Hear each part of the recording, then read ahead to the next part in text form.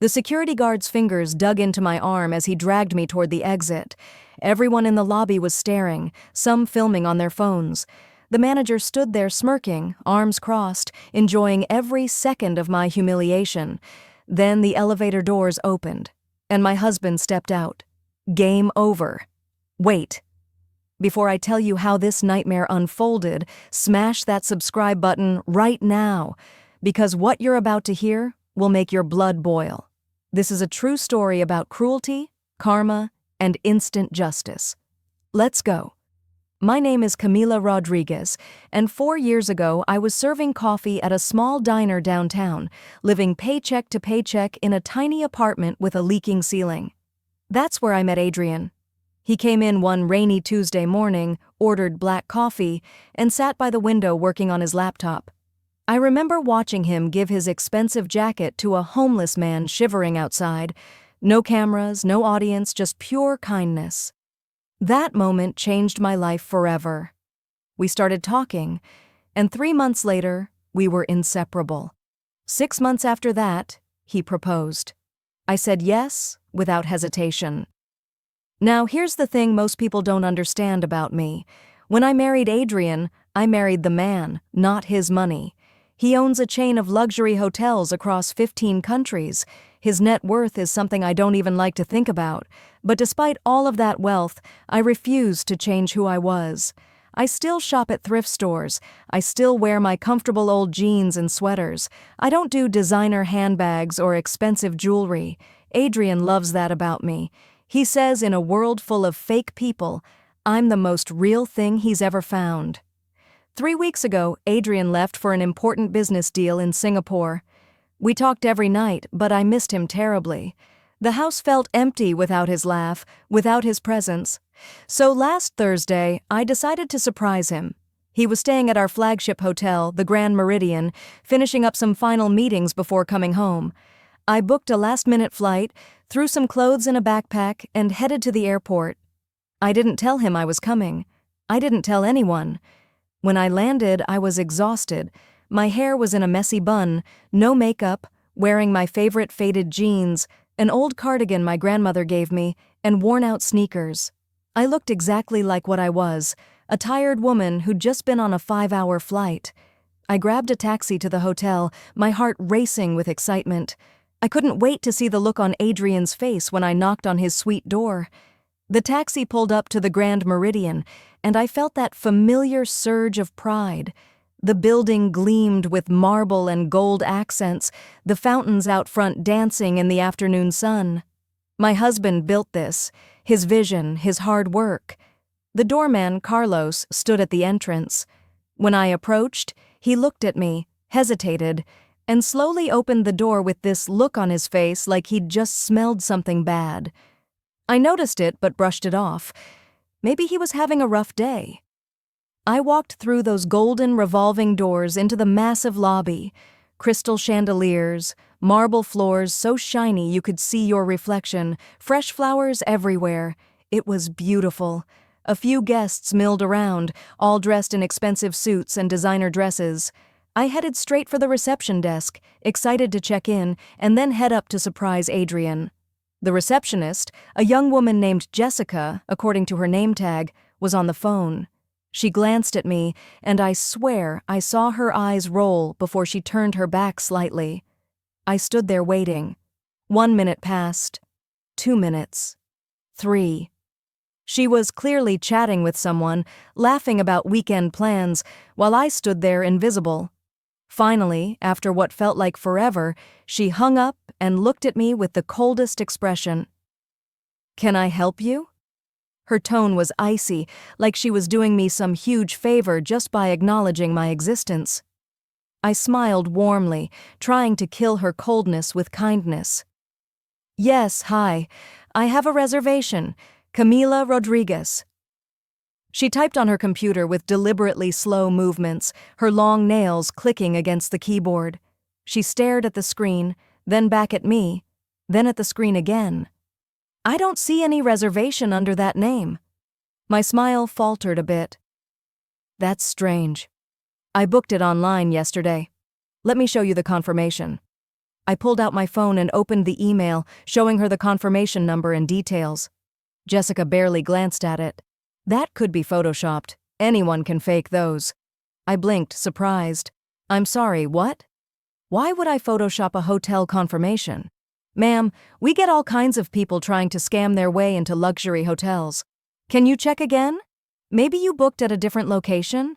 The way she said luxury hotels felt like a slap. Like I couldn't possibly belong there. I took a deep breath, keeping my composure. No, it's definitely this location. Can you please check again? Maybe under my husband's name? Adrian Rodriguez? Her eyebrow raised. Adrian Rodriguez? The Adrian Rodriguez?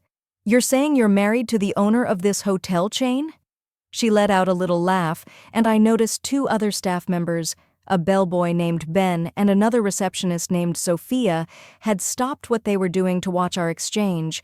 They were whispering to each other, smirking. Yes, I am. Can you please just check the reservation? Jessica sighed dramatically, making it a performance for her colleagues. Sure, honey? Let me check. More slow typing. A guest had lined up behind me, huffing impatiently. I felt my face getting hot, embarrassed but trying to stay calm. That's when the manager arrived. Jessica, is there a problem here? Her voice was sharp, authoritative. She was tall, wearing an expensive-looking burgundy suit, her hair pulled back so tight it looked painful. Her name tag read, Patricia, Guest Services Manager. Jessica's face lit up like she'd been waiting for backup. Patricia, we have a situation. This woman claims she has a reservation, but I can't find it in the system. She also claims to be married to Mr. Rodriguez. Patricia turned to me, and the look she gave me made my stomach drop. It was pure judgment, disgust even. She looked me up and down slowly, taking in my messy hair, my old clothes, my scuffed sneakers. What seems to be the problem here? The emphasis on here felt intentional, like I was the problem simply by existing in this space. I explained everything again, calmly, showing the confirmation email. Patricia barely looked at it. Instead, she crossed her arms and tilted her head. Ma'am, are you sure you can afford our rooms? Our standard rooms start at $800 per night. Perhaps there's been some confusion. Have you checked the budget motels down on 5th Street? The lobby seemed to get quieter, or maybe it was just the blood rushing in my ears. I can afford it. I have a reservation. I showed you the confirmation. Patricia turned to Jessica. Did you verify her credit card? Jessica swiped my card with this theatrical slowness. We all waited. It declined. That's impossible, I said, my voice shaking slightly. Try it again. Patricia smirked. Ma'am, we don't accept cards that don't work. And honestly, this whole story about being married to Mr. Rodriguez, do you really expect us to believe that? Jessica whispered to Sophia, but loud enough for me to hear.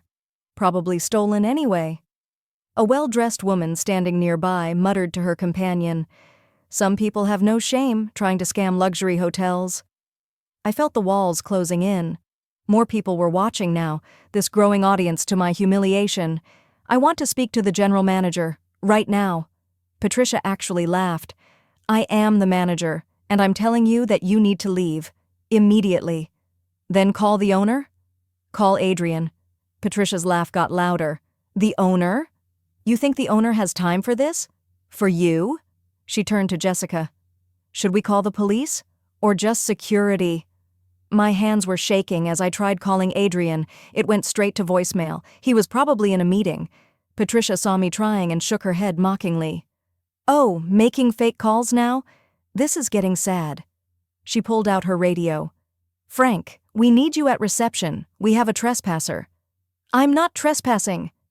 I have a reservation. My voice was rising now, desperation creeping in. Within a minute, 2 large security guards appeared. Frank and Tony, according to their name tags, both looked like they belonged in an action movie, all muscle and intimidation. Patricia pointed at me like I was garbage that needed to be taken out. Escort this woman out of the hotel. She's trespassing and attempting to defraud us. I couldn't believe this was happening. Please, just listen to me. I'm telling you the truth. I'm Camila Rodriguez. This is my husband's hotel. I own... Frank grabbed my left arm. His grip was tight, painful. Tony grabbed my right arm just as roughly. Let's go, lady. Don't make this harder than it needs to be. Don't touch me. Let go of me right now. I tried to pull away, but their grip only tightened. They started dragging me toward the exit, my feet stumbling over the polished marble. My backpack slipped off my shoulder, fell to the ground, and everything spilled out. My phone, wallet, keys, lip balm, all scattered across the floor. Leave it, Patricia called out, following behind us like she was enjoying a show. Security will throw it in the trash where it belongs. This is what happens when people try to scam luxury hotels. Let this be a lesson. Ben, the bellboy, actually kicked some of my belongings aside as we passed, laughing. Sophia was recording on her phone. Other guests had their phones out too. I heard someone say, "This is definitely going viral." Tears were streaming down my face now, not just from the humiliation, but from the pain of their grip on my arms, from the injustice of it all. We were maybe 10 feet from the exit. I could see the revolving doors getting closer. Frank and Tony were practically lifting me off the ground. "Please," I begged, my voice breaking, "just let me explain." "Save it, lady," Frank grunted. "We've seen your type before. You people think you can just walk into places like this and..." Ding! The sound of the executive elevator cut through the chaos. Everything seemed to move in slow motion. The doors slid open, and there he was. Adrian, my husband, home early to surprise me, wearing his charcoal suit, briefcase in hand, looking tired but happy, until his eyes landed on the scene in front of him. I watched his expression change. Confusion first, his eyes squinting, trying to make sense of what he was seeing. Then recognition. That was his wife being dragged across the lobby by security guards. And then rage, pure, unfiltered rage. His face went red, his jaw clenched so tight I could see it from across the lobby. "Stop!" His voice boomed through the entire space, echoing off the marble and crystal. It was a voice I'd never heard him use before, commanding, terrifying. Everyone froze. Frank and Tony's hands were still gripping my arms, but they'd stopped moving. Every person in that lobby turned to look at him. Patricia, who had been smirking just seconds ago, looked confused. Adrian strode toward us, his pace increasing with every step. He wasn't just walking, he was charging. "I said stop!" Patricia stepped forward, not yet understanding. "Sir, this doesn't concern you. We're simply removing a trespasser who..." "Release her, now." The way he said it left no room for argument. It was a command, final and absolute. Frank and Tony let go of my arms immediately, stepping back with their hands up. Adrian reached me in seconds, his hands cupping my face, his eyes scanning me for injuries. "Are you hurt? Did they hurt you? Camila, baby, look at me. Are you okay?" I couldn't speak. I just shook my head and collapsed into his chest, sobbing. His arms wrapped around me, protective and safe. I felt his heart pounding against my cheek. Behind us, I heard Patricia's voice, small and confused. "Mr. Rodriguez?" We didn't." Then the realization hit her. I felt it in the way the air in the lobby changed. Oh my God, she's really..." Adrian pulled back slightly, his hands still on my shoulders, looking into my eyes. "Tell me everything, right now. What did they do to you?" "Through my tears," I told him. Every detail. How I'd been made to wait. How Jessica treated me like garbage. How Patricia mocked me, suggested I go to budget motels, accused me of scamming. How they said my credit card was stolen. How they called me a liar when I said I was his wife. How security grabbed me, dragged me. How my things were kicked aside. How I'd been humiliated in front of dozens of people. With each word, I watched Adrian's face get darker, his jaw clenched tighter. A vein in his forehead started throbbing. When I finished, he turned slowly to face Patricia, and the look he gave her could have frozen fire. "What did you do?" It wasn't a question. It was a death sentence. Patricia's face had gone from red to white in seconds. "Mr. Rodriguez, I didn't know—" She didn't identify herself. She gestured at my clothes, then immediately regretted it. "She looked what, Patricia? I mean, I thought we have protocols for—" "I was just protecting the hotel's standards." Her voice was getting smaller with each word. "Standards?" Adrian's voice was deadly quiet now, which was somehow more terrifying than the yelling. "Your standard is to judge people by their appearance, to grab them, to humiliate them, to assault my wife?" The word wife echoed through the lobby. A collective gasp. Jessica looked like she might faint. Frank and Tony had backed up several more steps. Adrian pulled out his phone. "Harper, get to the Grand Meridian. Now. I don't care if you're in a meeting. I don't care if you're at your daughter's wedding. Get here in the next 15 minutes or start looking for a new job." Mr. Harper was the regional director, Adrian's right-hand man. If Adrian was calling him, this was serious. Adrian turned to the security guards. "Frank and Tony, is it? Stay exactly where you are. Move 1 inch and I'll have you arrested for assault." He looked at Patricia. "You too. Don't even think about leaving." Then to Jessica. "Come out from behind that desk, right now." Jessica was crying. "Please, Mr. Rodriguez, I need this job. I have student loans. I can't—" "You should have thought about that before you assaulted my wife, before you called her a scammer, before you enjoyed humiliating her." I bent down to collect my scattered belongings. A guest, an older woman in a pearl necklace who had been watching everything, knelt down to help me. "I'm so sorry, dear," she whispered. "I should have said something." We all should have. Adrian helped me up, his arm around my waist, keeping me close. More guests were gathering now, watching the scene unfold. Some looked ashamed, others looked shocked. A few were still recording. 14 minutes later, Mr. Harper burst through the doors, his face flushed, his tie askew. He took one look at Adrian's expression and went pale. "Sir, what happened?" "Your staff," Adrian said slowly. "Just physically assaulted, publicly humiliated, and attempted to forcibly remove my wife from our hotel." "Our hotel, Harper, the one we built on the principle that everyone deserves dignity and respect." Harper turned to look at me, his eyes widening in horror. "Mrs. Rodriguez? Oh God. Oh my God." He turned to Patricia. "What have you done?" Patricia tried to explain, her words tumbling over each other. "She didn't say who she was. She looked ordinary. We get scammers all the time. How were we supposed to know?" "And that makes it okay?" I found my voice finally. "That makes it okay to treat someone like garbage? Because they look ordinary?" Patricia opened her mouth, then closed it. She had no answer. Harper pulled out his radio.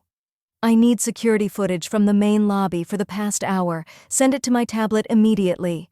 We moved to a private office off the lobby. Adrian kept his arm around me the entire time. Within minutes, Harper had the footage pulled up. We watched it all.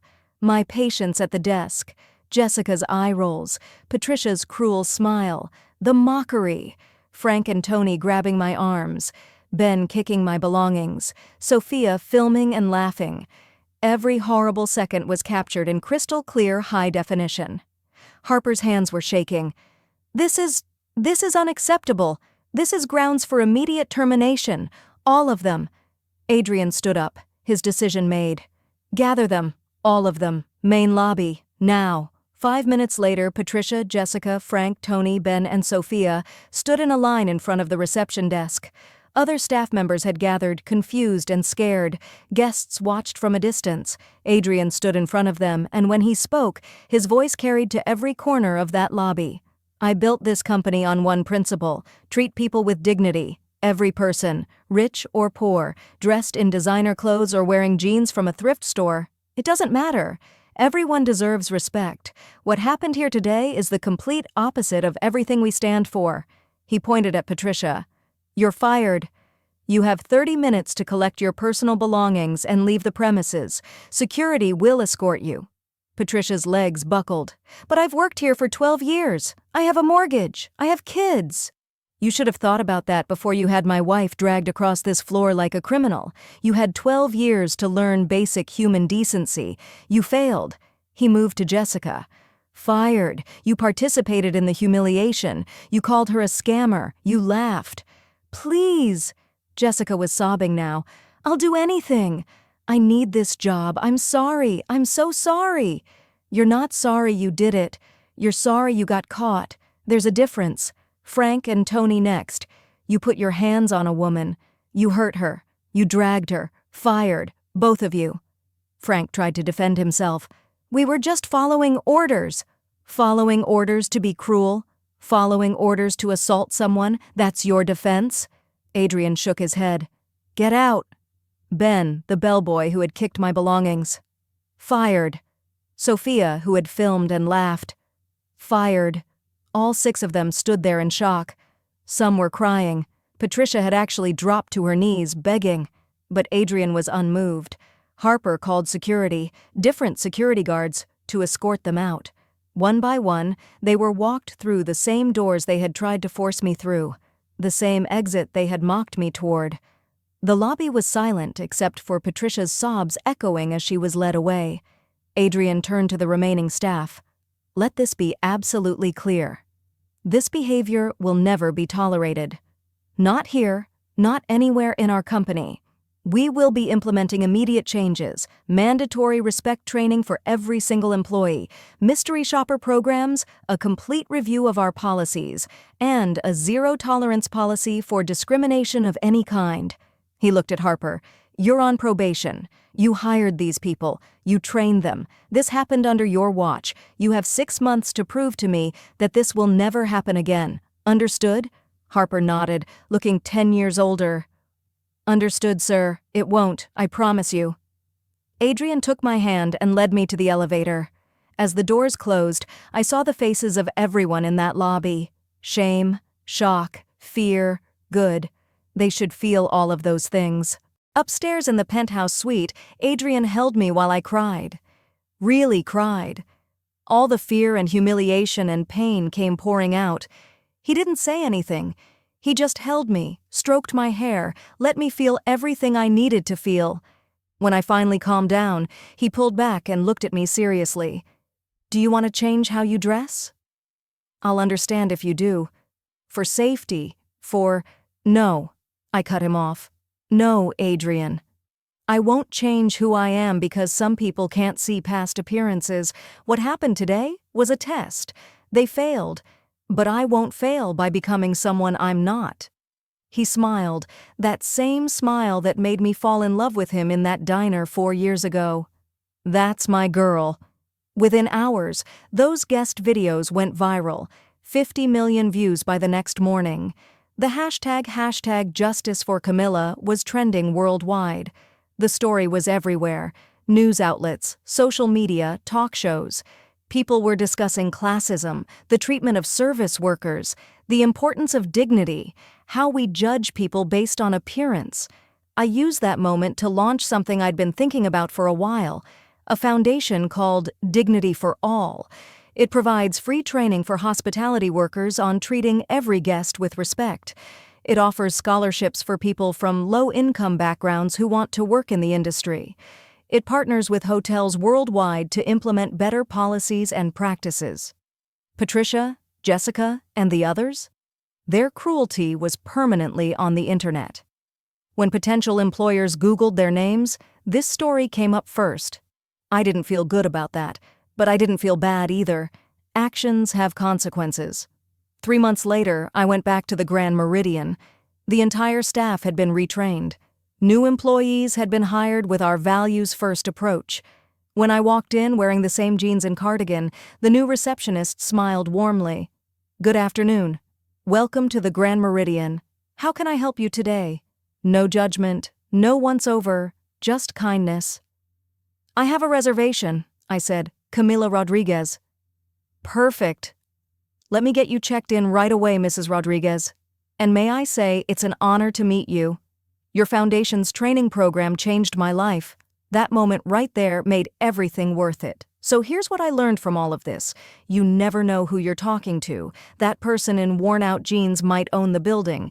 That tired-looking woman might be someone's wife, mother, daughter. But here's the more important lesson: it shouldn't matter. Treat people with kindness and respect because they're human. That's it. That's the only reason you should ever need. If this story touched you, if it made you feel something, hit that like button right now. Drop a comment below and tell me what you would have said to Patricia if you were in my position. And please subscribe to this channel because I'll be sharing more real stories about dignity, respect, and the power of treating people right. Share this video with someone who needs to hear this message, because at the end of the day, kindness costs nothing, but it's worth everything. Remember, you never know who you're judging, but more importantly, everyone deserves your respect simply because they're human.